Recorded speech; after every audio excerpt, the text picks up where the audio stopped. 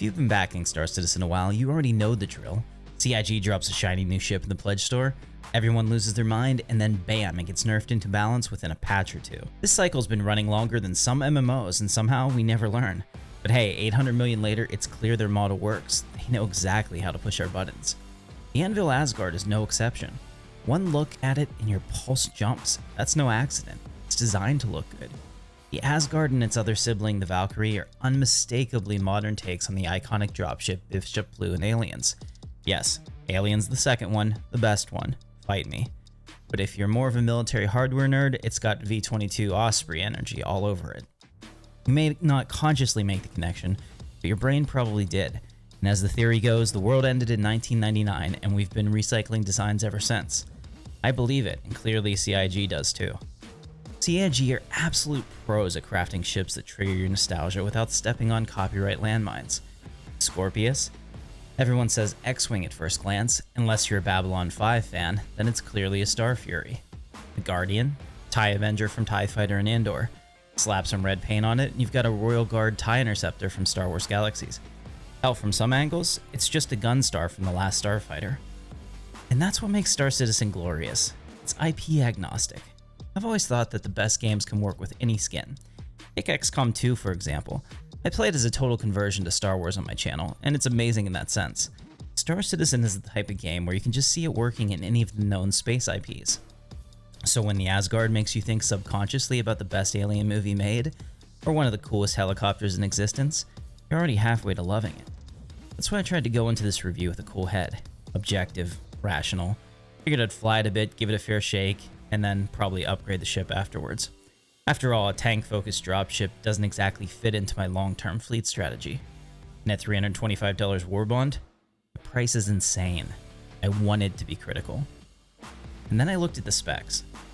6 forward-facing guns on the pilot seat. All size 3 laser repeaters with a nice triangle convergence. That's serious sustained DPS and way more than most medium fighters. Add a man turret and suddenly you're outgunning just about every heavy fighter, including the new Guardian MX. And missiles?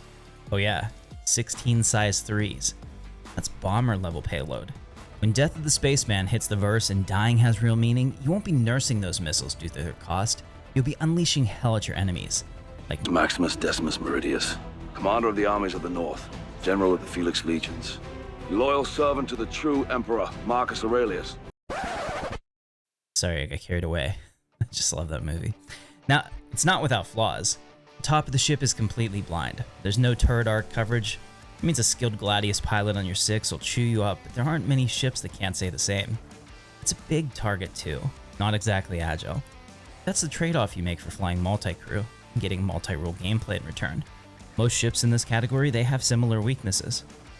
You've got 2 beds, which tells you the devs are picturing this as a pilot plus gunner ship, with the right amenities for both. Engineering's still a bit of a wild card. We don't know yet if it's going to be a real-time mid-combat system, or more of a fix-it-after-the-fight kind of deal. Larger capital ships are clearly in the mid-combat camp, but the smaller multi-crew ships are still up in the air. If it's the latter, then 2 is probably fine, but if it ends up needing a dedicated engineer for min-maxing potential, then it becomes harder to justify in most use cases, especially if you could just field 3 fighters instead in dedicated combat situations. Purely on firepower, Corsair still beats it on paper. More pilot DPS, more shields, lower price, no real crew component for now. If you're a solo pilot looking for the best bang for the buck to do space bounty missions, the Corsair probably is still meta.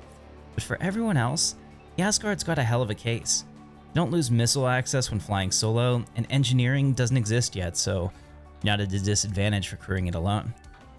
The cargo bay is where things start to get wild.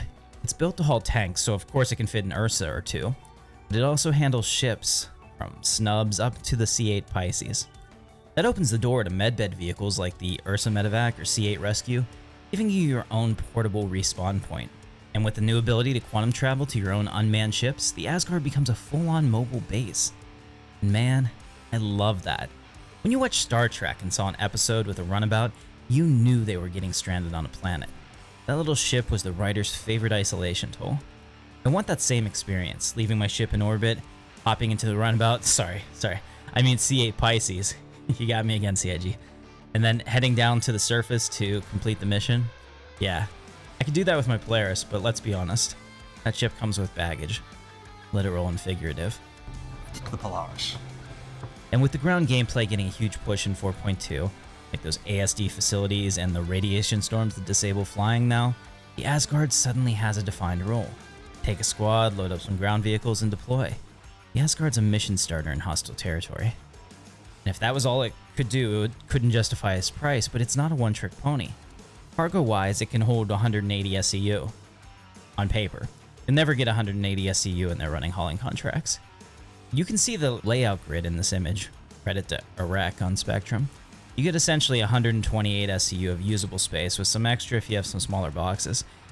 But let's be honest, you won't be getting contracts that have 24 2 SCU containers, and if you do, well, don't. The amount of time it's going to take to load and unload all those contracts make the ship completely unprofitable. But at 120 SCU of protected pirate-resistant cargo, not record-breaking, but solid. And yes, it could physically hold more, but I believe the design choice was to limit it because the ship can only get so erect. Otherwise, it would just invalidate half the cargo ships in the game. And maybe it already has. My Argo Raft just saw the Asgard and quietly updated its resume. And that's the thing. It's too good. I never vibed with the Valkyrie. I love the look. When it came out in 2018, holy shit, that was a long time ago. I loved flying it, but I never saw a place for it in my fleet. Too niche, no real cargo space, way too expensive. It's a one-nose ship, and that's fine because that's what it was built for. But the Asgard, it kind of does everything. It's got less than Corsair level firepower, sure, but nearly raft cargo capacity, actual multi-crew viability, medbed potential, tank deployment. That's nuts. It breaks the balance mold. And because of that, it's got a target painted on it. Nerfs are definitely coming. And maybe they should. Maybe it is too strong. But until that hammer drops, I'm gonna enjoy the hell out of the ride. For now, I'm keeping it. I upgraded a referral pack to it, so I'm committed to it unless something shinier and, unfortunately, more expensive shows up. I expected to admire it, fly it, and let it go when I can. Instead, I think it just replaced about 3 ships in my hangar. And I don't even know how I feel about that. On this channel, we never advocate for buying ships with real money. I believe that you can have the most fun in Star Citizen with a $45 game package and working your way up there. However, if you're tempted, obviously I'm not your father and I can't hold your hand. But I will say this, I don't think that the value for the money is really there for this ship, but you're gonna have to make that decision on your own. But what I do know is this, if you've got a job too dangerous for a hauler, too heavy for a fighter, and too far for a med bed, and if no one else can help, and if you can find one, maybe you can hire the Anvil Asgard. Right now, in this patch, it's the ship to fly.